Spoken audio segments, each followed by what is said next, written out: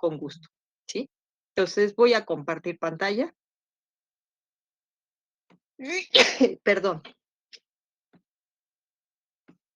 me dejaron abrir la puerta. Gracias.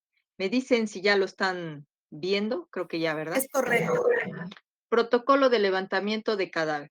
Vamos a empezar con lo que es la metodología del levantamiento de cadáver. Iniciamos por lo que es el concepto. El levantamiento de cadáver consiste en la inspección, el examen del cadáver en el lugar en donde se encuentre.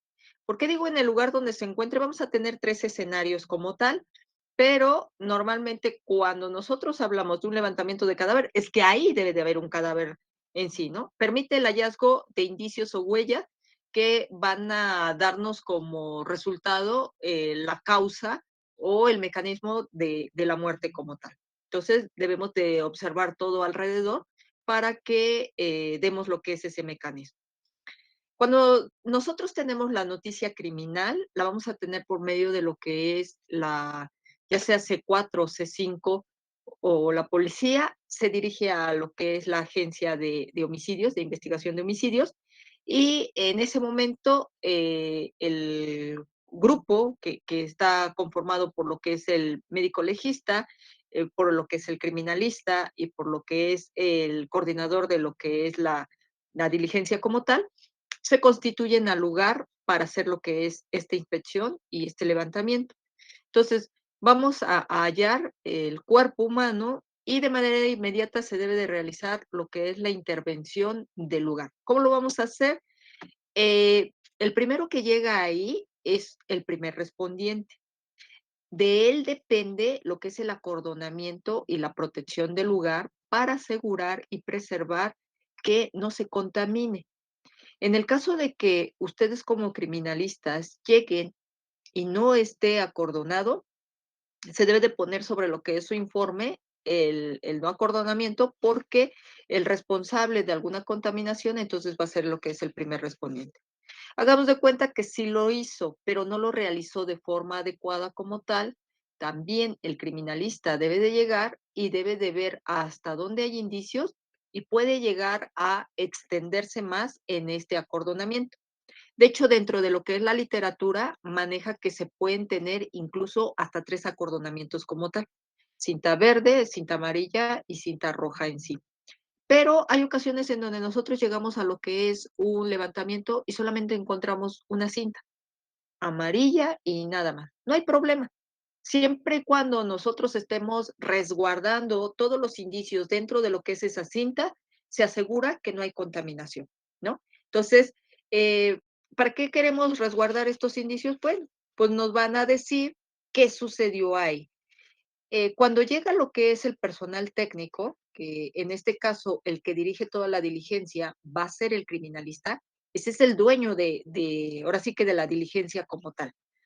Llegamos, nos constituimos todos en equipo, vamos a anotar la hora en que nos constituimos a ese lugar y le preguntamos a lo que es el primer respondiente quién dio parte, o sea, cómo fue que él se enteró para llegar a ese lugar y qué fue lo que le avisaron, y él nos va a dar lo que es su versión. Ejemplo, no, pues recibí una llamada de C4, de C5, informándome que en tal domicilio o entre tal y tal calle se encontraba un cadáver del sexo masculino de 70 años de edad, quien ya no contaba con signos vitales y que presentaba, no sé, diversos apuñalamientos, no sé, le van a dar una versión, ¿no? En el caso de que nos diga eso, decimos, bueno, ¿y a ellos quién les avisó?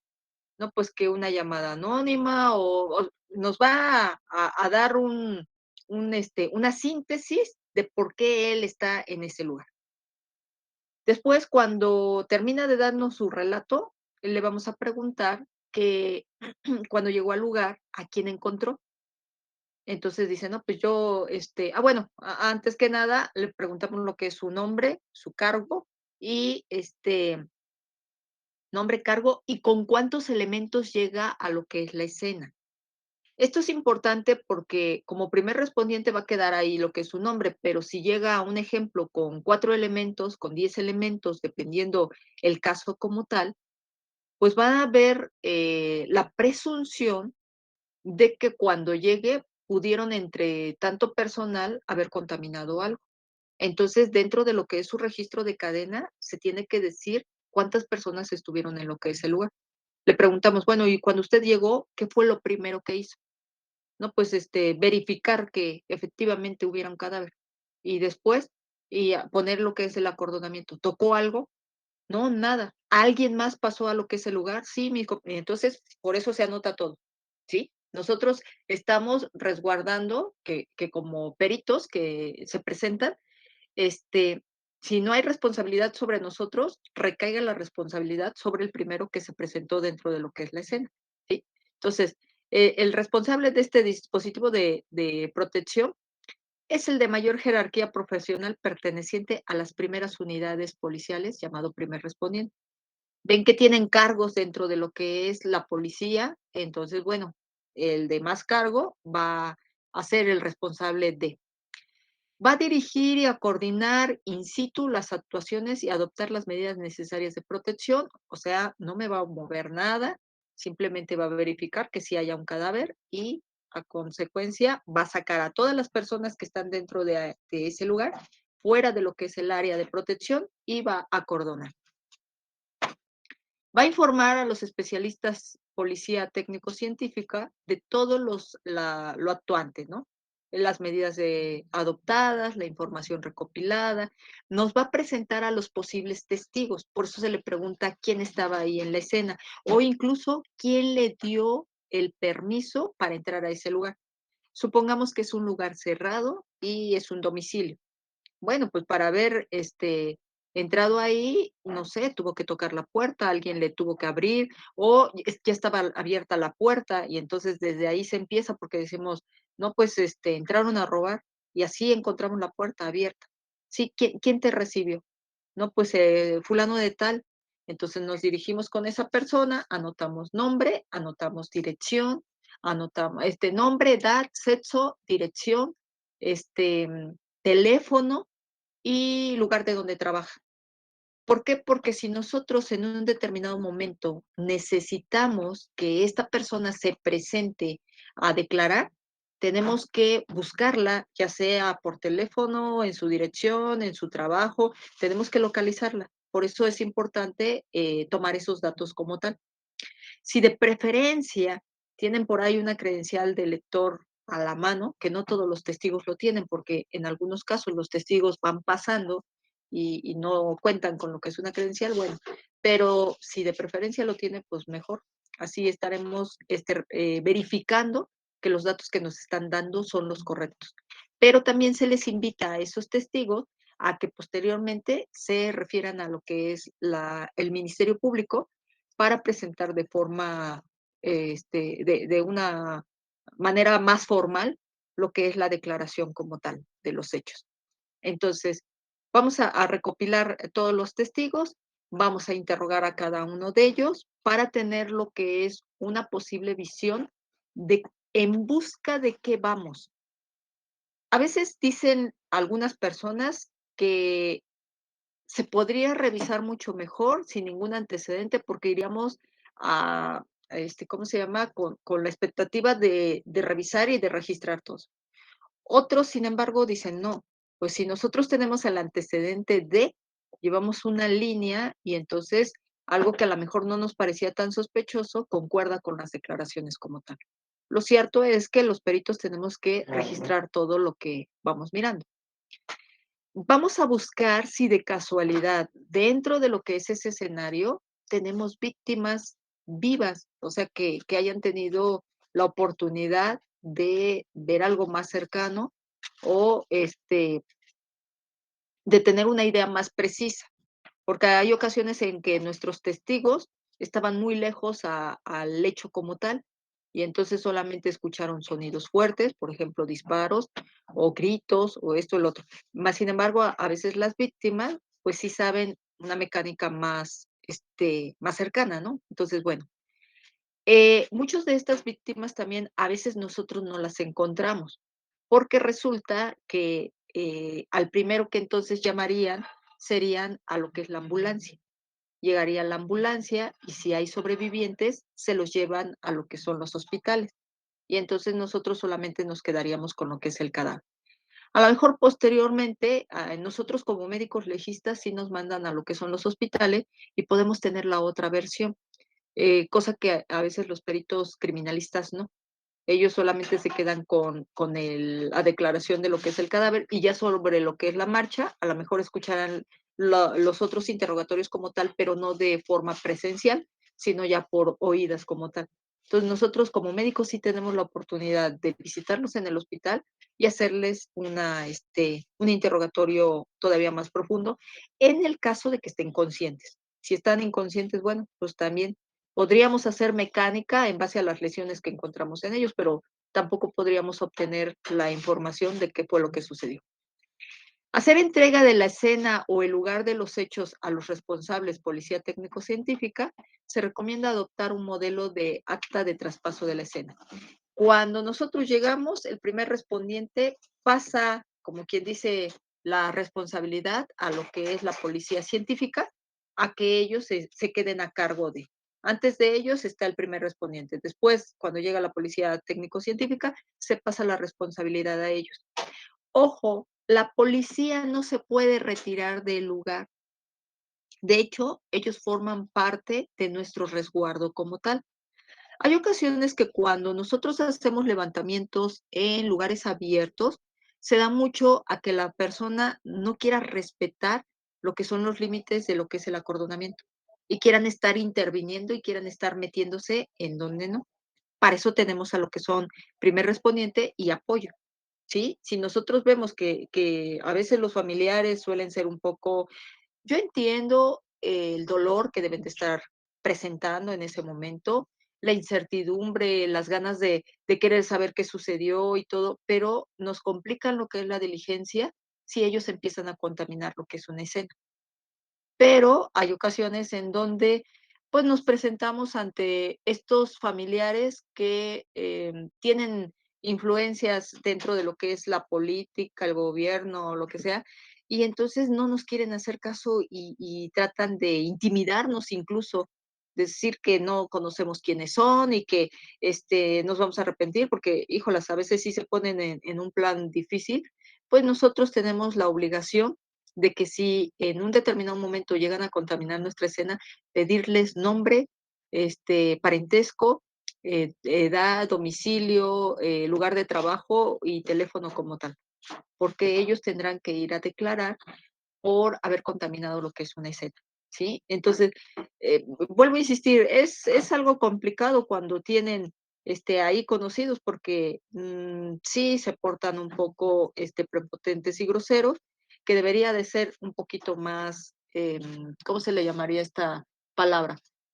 Por tener conocidos o por tener más humanos o no sería la palabra humano, más respetuosos, a lo mejor por conocer propiamente lo que es nuestro trabajo, pero no, a veces se ponen altaneros y groseros. Pues solamente regístralo y tú sabes que en el caso de contaminación hay algún responsable. Se le pide a lo que es la policía que se quede a cargo de no dejarnos pasar a ninguna persona e incluso también alejar a lo que son periodistas y fotógrafos o televisoras como tal, porque pues ya sabemos que se busca el amarillismo y tenemos que resguardar la protección de la identidad de la víctima, no tanto como la identidad, sino el cuerpo, el no exhibir a lo que es un cuerpo y las características que presenta en ese momento.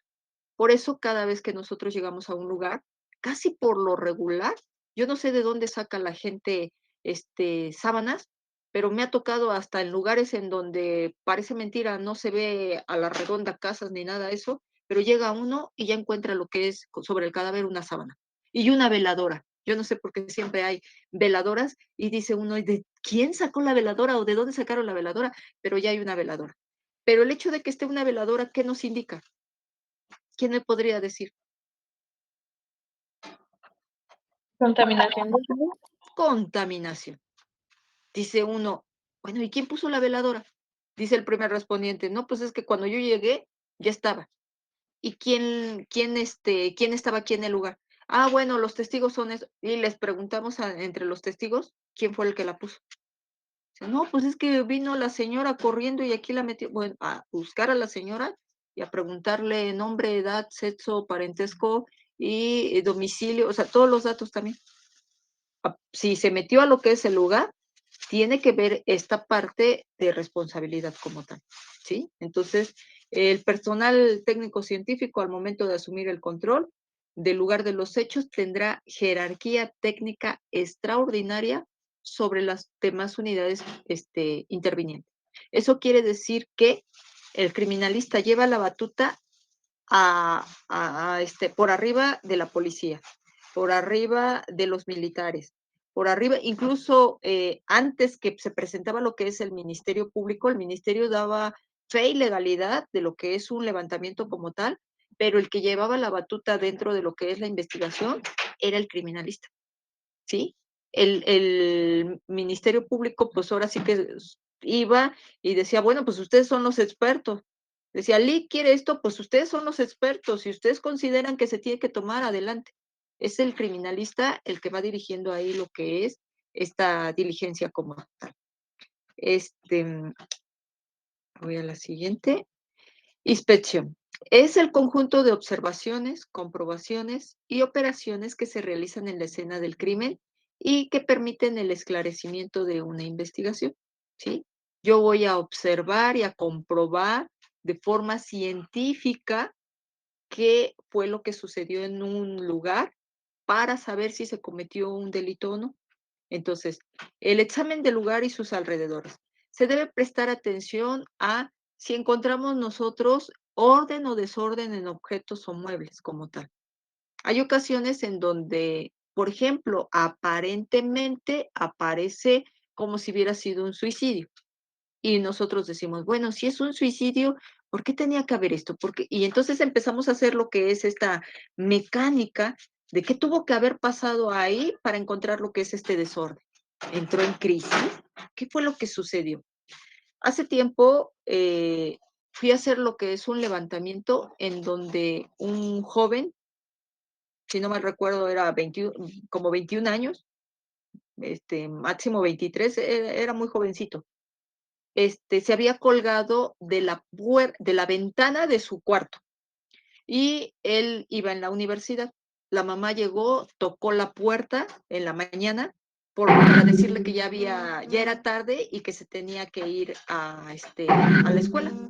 Y entonces el joven no le respondió.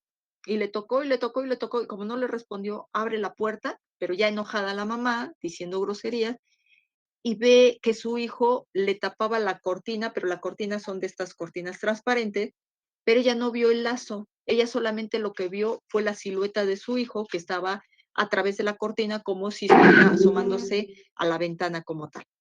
Entonces, pues al ver que el hijo estaba ahí parado, pues ella más se enojó, porque dice, ¿cómo? Le estoy gritando y le estoy diciendo que se apure y ni siquiera me hace caso.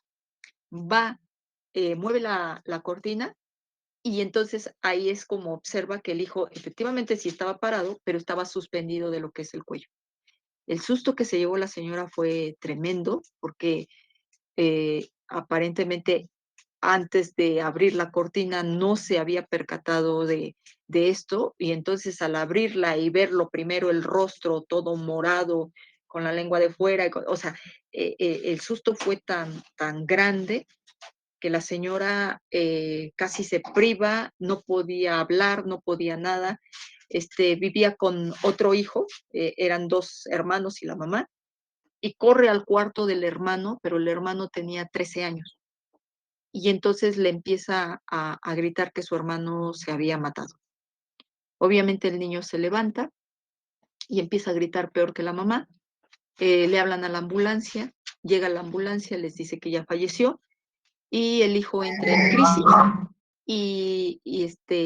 pero tal es la crisis que los mismos paramédicos le tienen que inyectar un calmante porque no dejaba de golpearse, o sea, se sentía mal el chico. Nosotros cuando entramos a la habitación encontramos, bueno, yo encontré el colchón como si le hubieran dado apuñaladas a lo que es el colchón y desgarrado, como queriendo buscar dinero.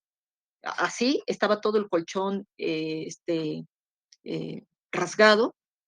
Estaban varios discos CD rotos, pisoteados, como si hubieran querido, no sé, romper evidencia. Se encontraban libretas de apuntes rotas, despastadas, hojas sueltas, o sea, pero arrancadas como tal. El colchón no estaba sobre la cama, estaba en el piso. Toda la ropa afuera. Bueno, era un desastre total. Yo cuando ingresé, lo primero que pensé es, pues aquí discutió con alguien discutió aquí. Y fue una escena grave, que se querían robar algo.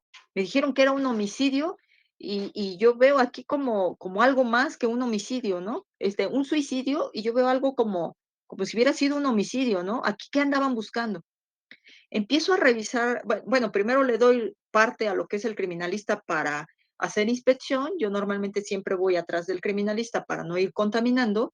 Una vez que él pasa a inspeccionar algo y termina, doy paso yo para hacer lo que es una ligera revisión para ver también yo mi mecánica como tal.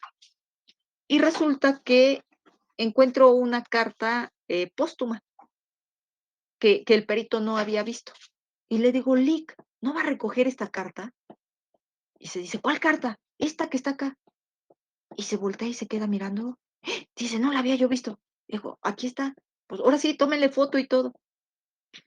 Y empiezo a ver que tiene una despedida para su novia, eh, y que dice que la amaba intensamente, y ahí hay una contradicción.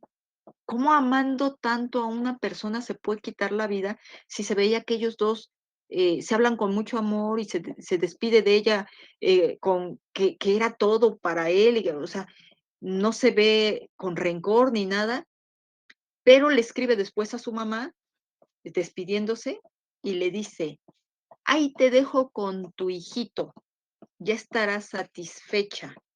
Este, siempre era tu consentido, bueno, pues ya van a, y o sea, y le empieza a echar el rollo de que él y el niño tenían muchos problemas y que la mamá siempre salía en defensa del más chiquito. Entonces lo leo y yo le digo, hasta ese momento yo no sabía que tenía otro hermano, porque cuando nosotros ingresamos, la mamá solamente había dicho que había entrado, que había llamado a la ambulancia, que la ambulancia había llegado y que le había dicho que estaba muerto. Cuando yo veo esa parte, sé que tiene un hermano y entonces salgo y de vuelta vuelvo a interrogar a la mamá y le digo a la mamá, ¿tiene otro hijo? Dice, sí. Luego, ¿puedo hablar con él? Y me dice, no. ¿O por qué? Y ya me explica que cuando ingresó la ambulancia, él estaba en una crisis y lo tuvieron que inyectar porque no dejaba de lastimarse y de decir que él había tenido la culpa. Y yo le empiezo a decir que había, ¿cómo se llevaban ellos? Dice, pues como todo hermano, pues se peleaban, pero se contentaban y esto. Y yo le digo, oiga, su hijo tenía problemas en la escuela, tenía problemas con la novia, no, no, no, él era una persona que no se llevaba muy bien. Y digo, ¿y usted no escuchó en la noche cómo tiraba cosas, rompía cosas, porque había un desastre en su habitación? Y me queda mirando y dice, no, no, no, en la noche estuvo todo muy callado. ¿Cómo? Pero si su cuarto está todo desastroso. Dice, ah, no, es que él no fue. Y le pregunto, entonces, ¿quién fue? Dice, es que su hermano, se pelearon y como su hermanito estaba enojado con él, entró y le destruyó todo. Y entonces te quedas y dices, ahora entiendo por qué el hermano se sentía culpable, ¿sí? Si yo voy y le destrozo casi todo su cuarto al hermano, pues el hermano en venganza se quita la vida y le da el remordimiento de lo que es la agresión. Pero cuando nosotros inspeccionamos una escena, nos vamos a tener que ir con este desorden o orden y tratar de volver a construir qué fue lo que sucedió ahí. Cuando yo me entero de lo que es la relación y cuando me entero que el que se había suicidado no había hecho eso, entonces empiezan a embonar ciertas cosas porque empezamos a revisar otras cosas y coincide en donde lo único que tenía mal el hijo que se quita la vida es la mala relación con su hermano y el que la mamá consintiera todo lo que hiciera el hermano chiquito. Entonces, cuando vemos la desesperación de la mamá, es parte de la culpabilidad por no haber ido a ser, pues, neutral entre 2 hijos y dar la preferencia a uno. Entonces, vamos haciendo lo que es esta mecánica.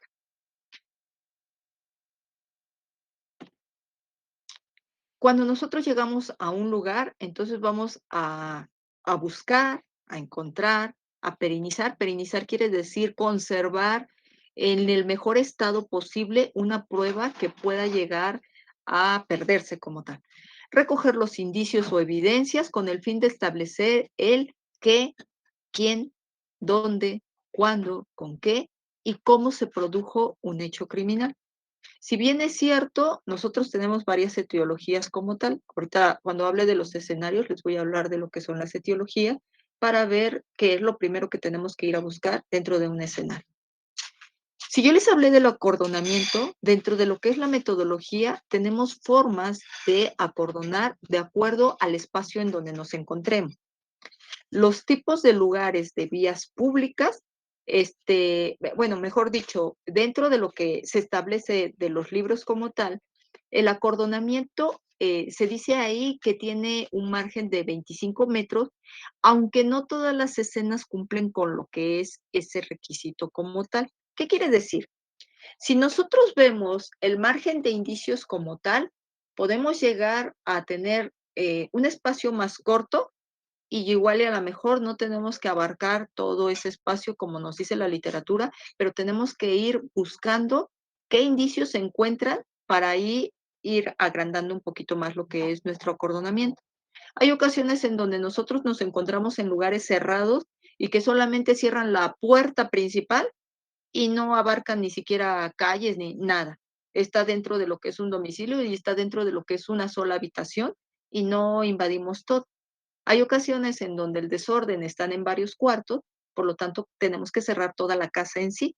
E incluso en algunos lugares en donde el crimen, de hecho, tiene varios puntos claves en donde a lo mejor se pudiera llegar a hacer una subsecuente inspección, se tiene que dejar asegurado el domicilio para posibles recabaciones de indicio o de volver a ir a hacer otra inspección ocular en busca de algo que a lo mejor no lo hayamos percatado a la primera, en el primer momento, o porque las condiciones del clima o de lo que es el alumbrado no se permitió como tal.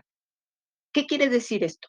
Si nosotros llegamos a tener lo que es un lugar en donde no hay luz eléctrica y que a lo mejor ese levantamiento tiene que ser, no sé, iniciar a las 4 de la tarde, 6 de la tarde, que todavía hay luz, pero que por la extensión nos vamos a dilatar mucho más. Igual y podemos llegar a pedir apoyo, para que nos lleven una planta de luz, pero si las condiciones no son adecuadas para que nosotros hagamos una inspección correcta, puede llegarse a dejar asegurado lo que es el domicilio o el lugar y llegar en un segundo momento a terminar lo que es la diligencia. En los casos en donde, por decirlo, son lugares abiertos, que igual y a lo mejor este acordonamiento se hace más extenso como tal y puede llegar hasta los 50 metros o incluso llegar a ser hasta de hectáreas según el desastre o la magnitud de lo que son los eventos como tal. Entonces podemos llegar a lo mejor por un clima desfavorable, a llegar a levantar los indicios principales que no nos pueda llevar a interrumpir lo que es el propio clima y a lo mejor en un segundo momento llegar a ser los demás. Todo eso depende de las características que nosotros requiéramos para lo que es ese levantamiento. En lo personal, he estado en levantamientos en donde empieza la lluvia y nos agarra ahí en la diligencia, pero no paramos. se para la lluvia y seguimos haciendo la diligencia y vuelve a llover y nos vuelve a agarrar en la diligencia como tal. Entonces, mientras esos indicios los tengamos bien detectados como tal y no interfiere lo que es el clima, no vamos a interrumpir. Pero si para desgracia nuestra el clima sí es algo desfavorecedor y no es lo más apto para hacer lo que es una descripción, se interrumpirá y se hará en un segundo momento. Interrogatorios al primer respondiente. Este interrogatorio es la narración de la autoridad que se presenta después de recibir la noticia del deceso. Va a resguardar el lugar y asegurar a los testigos para tener el antecedente del caso. El primer respondiente es el que retiene a los testigos. Él tiene la responsabilidad de esta parte. Por eso él inmediatamente que llega, los busca, les pide datos y les dice que tienen que esperar a la autoridad correspondiente para que lleguen y testifiquen. Hay ocasiones en donde, pues, mala suerte para aquellos que tienen que trabajar y que dicen, pero es que no me puedo quedar, pero es que tú eres el testigo principal y no te puedes retirar. Pueden incluso hasta presumir que por no querer estar presente como tal, pues formas parte de un sospechoso. Entonces, como primer respondiente tienes la autoridad para hacer esta detención momentánea en lo que la autoridad se presenta. Interrogatorios a testigos. Es el enfoque de apreciación de la realidad que es verdaderamente real. No son las cosas y los hechos en sí físicamente, sino cómo los sentimos y nos afecta, contado por el observador. ¿Qué quiere decir esta parte? A lo mejor 5 personas pueden ver el mismo evento como tal, pero de acuerdo a nuestro sentir, incluso a nuestras emociones y a nuestra vida como tal, las podemos apreciar de diferente forma. Si bien es cierto, pensamos que es el enfoque real, pero cada quien lo va a ver desde su perspectiva. De hecho, si ese testigo es familiar de la víctima, lo va a ver incluso más grave que si fuera el familiar de lo que es el victimario como tal, porque a lo mejor hasta va a justificar a la otra persona, que va a decir, no, pero es que él se lo buscó, es un sentir que se tiene. Se va a tomar como algo importante, sí, pero no como algo definitivo. Lo definitivo lo vamos a tener nosotros que pescar durante la diligencia de los levantamientos de indicio para que esa mecánica se compruebe científicamente, no por el hecho de que verbalmente nos hayan relatado una historia, casarnos con esa historia. Por eso lo vamos a tener que comprobar de una forma científica. El interrogatorio al victimario, esto implica una reconstrucción simbólica de la narrativa de lo sucedido para construir o destruir la historia de la víctima por parte del imputado. Obviamente, el victimario pues siempre se va a justificar o siempre va a tener esta parte de, pues es que yo no lo quise hacer, pero me obligó o me orilló a, pero también es importante lo que es su relato, pero también lo vamos a tener que comprobar, a lo mejor con las lesiones ocasionadas a la víctima o también con esta mecánica de indicios que vamos encontrando de una forma científica.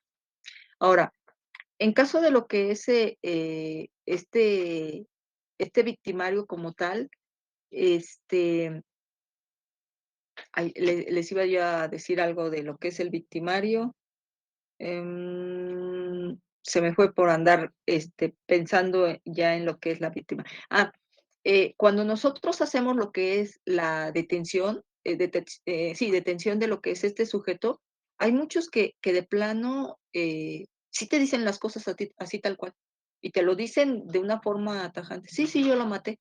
Es más, si me lo volvieran a poner, lo volvería yo a hacer". Y tú te quedas y dices, ah, caray, aquí definitivamente él solito se está echando la culpa porque él en su euforia todavía presente te está diciendo cómo fueron las cosas, pero a veces no sucede así y a veces te empiezan a contar otra versión, entonces tú tienes que tener mucho cuidado en tratar de ser objetivo, no subjetivo, objetivo, y tratar de ser imparcial. Interrogatorio a la víctima. Es una historia o narración ordenada y sistemática de hechos importantes que han influido en el desarrollo del delito contada por la víctima. Esto solamente si en un determinado momento la víctima sobrevive. O sea, a lo mejor hay un muerto y hay más víctimas como tal, vamos a tener interrogatorios a más víctimas. Y ese es su narración ordenada, pero también podemos llegarlas a encontrar en estado de shock y a lo mejor este interrogatorio sea parcial. ¿Por qué? Porque no recuerde todo, o porque en ese momento está bloqueada, no fluyan lo que son correctamente lo que son las palabras. Entonces, vamos a tener este cuidado en cuestión a lo que es el interrogatorio, también para no revictimizar a lo que es la víctima. Interrogatorio a personal de ambulancias. Sabemos que si hay víctimas o que incluso la víctima sobrevivió unos cuantos minutos o a lo mejor una hora, no sé, a lo mejor la persona testigo llama a la ambulancia, llega, cae en paro cardíaco, le empiezan a hacer maniobras y no la sacan de ese paro cardíaco y ya la dan por muerta como tal. Se supone que la ambulancia no se debe de retirar del lugar en donde está, atendiendo a lo que es la víctima. Tiene que esperar a las autoridades competentes, a la policía técnico-científica, a que llegue y él dar su propia versión. Pero bueno, sabemos que vivimos en un lugar en donde a veces el número de ambulancias no son las suficientes como para, este, pues esperar y estar ahí inactivos, porque a veces también dilatamos para llegar a lo que es una escena. Hay un solo equipo, por lo menos aquí en la capital de Puebla, que se dirige a hacer lo que son levantamientos en la agencia de homicidios. Entonces, si tenemos un levantamiento y vamos a casi a la mitad y hay muchos indicios y ya nos mandan a traer a otro lugar en donde también es en vía pública y estuvo la ambulancia ahí, pues todavía vamos para largo, ¿sí? Entonces, igual y la ambulancia pueda retirarse, pero el encargado de recabar ese interrogatorio va a ser el primer respondiente. Dígame, Citlali.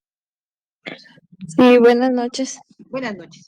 Yo trabajo en ambulancia, Ujú, entonces un caso fue de que a un usuario lo balacearon, ujú, entonces llegamos a la escena, un compañero y yo, y aún estaba con vida, sí, signos vitales estable, todo estable, el impacto fue en la parte temporal del ajá, lado derecho, sí, y llegando al hospital duró todavía como, no sé, unas 12 horas. ajá. Y después de ahí, pues falleció. Ahí nos interrogaron, Ministerio Público, ahí sí interviene de que nos interroguen a nosotros después de que ya, pues, pasó a segundo contacto el usuario. Sí y no, dependiendo de. Porque si ustedes en el primer reporte dicen que está signos vitales, todo está bien, Ujú. no sé si ustedes hacen dentro de lo que es este informe o este reporte, escala de Glasgow. Sí, Entonces, aquí es algo curioso que un proyectil dentro de lo que es el temporal haya tenido una escala de Glasgow de 15. no, lo tenía de 8. Ah, ahí está. Ajá, Entonces no estaba ahí, debieron de haber puesto que una de 8 ya es un estado de coma ajá. leve, es un estado de coma leve. Entonces, por lo tanto, no está estable. Incluso está en peligro de fallecer. Esa es la importancia de la escala de coma de Glasgow, porque de 14 a 12 puntos, este, de 14 a 12 tiene, no, mentira, ahí ya menor de 8 para abajo es este, un estado grave. De 8 para abajo es grave, porque de 14 a 12 es leve, traumatismo leve, de 12 a 8 es moderado y de 8 para abajo es grave. Entonces el paciente está en riesgo de muerte. ¿Esa parte te la sabías? De la escala de Glasgow, sí, Pero pero el traumatismo leve, moderado y severo. sí, ¿Sí? Bueno, sí. pues entonces ahí no está estable el paciente, ahí ya está en riesgo. A la mejor, esa es la parte que quisieron hacer lo que es el interrogatorio, para saber qué características tenía y que después un médico forense les explicara con detalle por qué después de haberlo levantado estable, por qué tuvo que fallecer la persona, si fue a causa de lo que es ese impacto de bala o él tenía algún otro problema que no fuera a consecuencia de eso. No sé si vieron apenas en las noticias este chico que dicen que había un bache y que iba en su bicicleta y que se cayó dentro de lo que es el bache y que se pegó bruscamente en la cabeza y falleció. Y dicen que no falleció por lo que es el traumatismo en la cabeza, sino por una enfermedad crónica. ¿Lo escucharon en las noticias? Creo que lo dijeron ayer o antier. No, no lo había escuchado. Bueno, ayer o antier pasaron esa noticia. Y tú te quedas, ¿cómo? Pues si se cayó y se golpeó la cabeza, obviamente no va a ser un traumatismo crónico o una enfermedad crónica. Tiene que ser el golpe como tal. Ahí, ¿quién te lo releva o quién te revela qué fue lo que sucedió? La necropsia. Entonces, en el caso de lo que es la necropsia, aperturan lo que es el cráneo y ven los daños que fueron causados por lo que es la bala para que directamente pase a determinar la causa directa de muerte. Pero en estos juicios orales sí interrogan a lo que es paramédicos. Por Ah, eso, por eso la importancia de que ahorita todos los que intervengan dentro de lo que es el periodo, de lo que es el suceso hasta la muerte, pueden llegar a ser llamados. Apenas di una conferencia para lo que son los psicólogos y yo les dije la importancia de la medicina legal para lo que son los psicólogos. Si, por decirlo, vamos a decir una violación, va a ser un asalto, daños, lesiones en el cuerpo y aparte, como agravado, la violación. Si esta persona llega a fallecer, pero tuvo consultas con psicología, incluso hasta particulares, no tienen que ser por medio de lo que es el Estado, o sea, fiscalía, sino a lo mejor de forma particular, se puede llegar como testigo, a preguntarle a la familia, oiga, ¿y qué tenía y esto? Y decir, no, es que ella sí fue a lo que es el psicólogo y esto y el otro, y se puede mandar un oficio, girar un oficio a lo que es ese consultorio particular, o incluso llegar lo que es la autoridad a lo que es el consultorio, presentar el oficio y que le permitan hacer la revisión de lo que es el expediente. Ahorita todos entran paramédicos, pueden llegar a entrar camilleros, pueden llegar a entrar enfermeros, pueden llegar a entrar doctores, tanto particulares como de hospitales, o sea, todos los que intervienen dentro de lo que es, la manipulación de lo que es un cuerpo, pueden entrar para lo que es una declaración, un interrogatorio. No sé si te respondí tu duda, Citlali. sí, sí, sí, me respondió, muchas gracias. Ajá, pero no se asusten. Ustedes lo único que tienen que hacer es relatar lo que les pregunte, o sea, lo que ustedes hicieron y ya. Ustedes no tienen responsabilidad como tal, simplemente forman parte de la carpeta de investigación para llevar una secuencia como tal. Es que sí se presentaron paramédicos. Ah, bueno, vamos a mandar a traer a los paramédicos. ¿Qué le hicieron? Lo que yo sí les recomiendo, por lo menos a ti, Ciclali, ya que estás acá, fíjate que muchas de las veces las ambulancias nos contaminan el lugar y te lo voy a decir por qué. ¿Cuántas veces he ido a lo que son levantamientos? Tengo más de 15,000 levantamientos realizados. Y resulta que yo me encuentro guantes, me encuentro gasas, me encuentro venoclisis, me encuentro soluciones, me encuentro bueno, un sinfín de material que realizaron, que ocuparon y que lo dejaron ahí tirado junto al cadáver porque le dieron RCP, ya no respondió y todo lo dejan ahí y se levantan y como tienen otra urgencia porque los llaman, por eso les digo que el primer respondiente a veces nada más los interroga, si no hay ninguna duda sobre lo que es su interrogatorio, solamente se pasa la carpeta y ya. Pero si la autoridad tiene alguna duda sobre lo que ustedes declararon, los mandan a traer y vuelven a declarar. ¿Sí? Solamente si hay dudas, los vuelven a traer y los mandan a declarar. Entonces, no contaminen un lugar, porque también por eso los pueden crear, no sé, no crear, los pueden tomar como contaminación del lugar. Okey, perfecto, muchísimas gracias. De nada. Bueno, entonces, aquí, bueno, vamos a tener, la forma de atención, qué fue lo que se le hizo, y poner la hora de muerte como tal. Dígame usted, Martín. Bueno, es que uno de los protocolos del paramédico o del operador de la ambulancia al llegar a una escena es evitar la contaminación. Sí, Ese es uno de los parámetros principales. El otro que siempre está bien recalcado y no nomás en México, creo que es a nivel internacional o mundial, que tiene uno que hacer la valoración de Glasgow, porque hay un protocolo de atención que toda persona que reciba un impacto mm, craneal, independientemente del lugar donde sea y de la intensidad que sea, siempre tiene que tener una valoración neurológica en sí, el lugar, precisamente porque se han dado casos de que la persona recibe un golpe y dice que se siente bien, pero porque es por el estado está intensamente, hay una adrenalina que se sale de control y claro, está bien, pero pasado el rato, el momento, fallece y dicen, ¿cómo si estaba bien? No hubo una valoración neurológica buena. sí, Es cierto, cualquier cosa ya lo vimos en el ámbito de la medicina legal, que cuando está uno involucrado en ese tipo de cosas, tenemos que ser parte de la carpeta de investigación. No porque estemos involucrados en el caso, sino porque debemos de decir qué es lo que vimos para poder esclarecer algunas cosas. sí, Es parte de la investigación que el paramédico vaya y declare. Sí, a veces los paramédicos no entienden el por qué voy a ir yo si yo no tuve nada que ver. No, pero estuviste ahí, viste muchas cosas que nosotros ignoramos.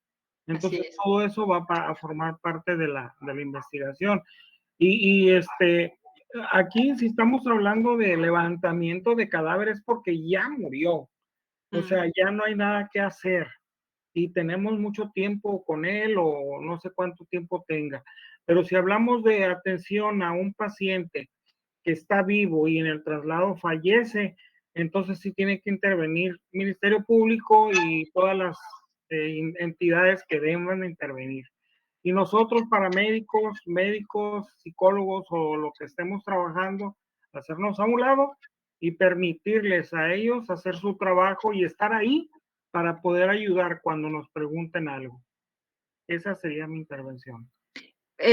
pero hablando de algo que usted acaba de decir, si ellos, trasladaron lo que es el cuerpo y el cuerpo murió dentro de lo que es, ya hospital, igual y a la mejor también Citlali, por eso los mandaron a traer. Así Porque es, a veces cuando se hace la inspección y fallece dentro de lo que es el lugar, pues nosotros observamos qué fue lo que vimos. Pero como ya no se hizo en un primer momento, la escena ya pudo haber sido movida. Y así entonces es. ustedes entran dentro de lo que es esta inspección ocular que pudieron haber percibido, cosas que ya se perdieron. Nadie le sacó foto, nadie, o sea, a lo mejor esa es la parte por las cuales los mandaron a traer, para que ustedes dijeran qué fue lo que vieron en ese lugar. Les digo Son, que van a formar parte de lo son que es testigos la oculares. mecánica. Sí, de lo que es la mecánica. Pero vuelvo a insistir, no se asusten. El hecho de que uno intervenga en algo, solamente es ir y relatar lo que vio uno. No forma parte de que están detenidos o de que corren un riesgo por ser responsables o de no, simplemente de auxiliar a la autoridad a hacer una mecánica como tal. Entonces, cuando nosotros vamos a hacer un levantamiento y hacemos las cosas bien, o cuando participamos en alguna parte de este suceso, solamente es hacer las cosas correctas y no pasa absolutamente nada. Aquí los peritos sí, porque pudieran llegar a tener una responsabilidad por omisión o por acción de algo indebido. Aquí sí tenemos responsabilidad. Pero en el caso de ustedes, pues la contaminación, pues la hacen cerca de lo que es el cadáver, va a haber movilización y también esa es la parte importante, por lo menos para mí, para médico, o sea, para el médico como tal, sí es importante saber qué es lo que le hicieron a lo que es el cuerpo, porque hay ocasiones en donde, por decirlo, a lo mejor él me lleva punciones a nivel de lo que son la flexión del codo, y yo digo, que se drogaba o qué, no, aquí le trataron de dar, lo puncionaron porque le querían poner la solución y nunca se pudo, no le encontraron la vena o esto, lo otro. Ah, hay fractura de costilla. Ah, pues es que le trataron de dar el RCP, pero ya estaba muerto. Entonces las lesiones son diferentes. Y entonces todo eso nos lleva a un relato de qué fue lo que sucedió, ¿sí? Entonces decimos, ah, mira, pues aquí lo trataron de reanimar, pero pues ya, era demasiado tarde o todavía estaba con vida, pero de todos modos no lo pudieron mantener por mucho tiempo. Dígame usted, Martín. Sí, mire, también, bueno, estamos viendo que debe de haber diferentes casos y situaciones. Yo he intervenido en ese tipo de levantamientos de cadáver muchísimas veces.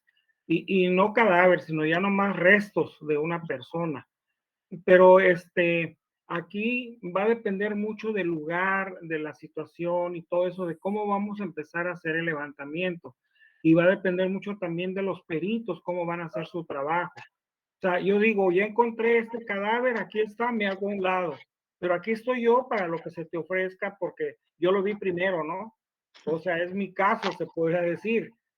No voy a aportar mucho porque pues yo venía caminando, lo miré ahí, pero yo pensé que era otra cosa, ya cuando lo destapé, pues vi que era un cadáver. O sea, ese tipo de cosas les va a servir a los peritos o al Ministerio Público, a quien vaya, para empezar a formar su carpeta de investigación. Claro. Bueno, aquí termino con lo que es interrogatorio. Voy a presentar la siguiente diapositiva. Me dicen ustedes cuando ya la puedan visualizar. Dígame usted. O si gusta esto para que ya inicie con toda su presentación y ya no se interrumpa. Ah, ok, perfecto. ¿Parece? Damos receso si gusta usted. Por favor, son ¿Sí?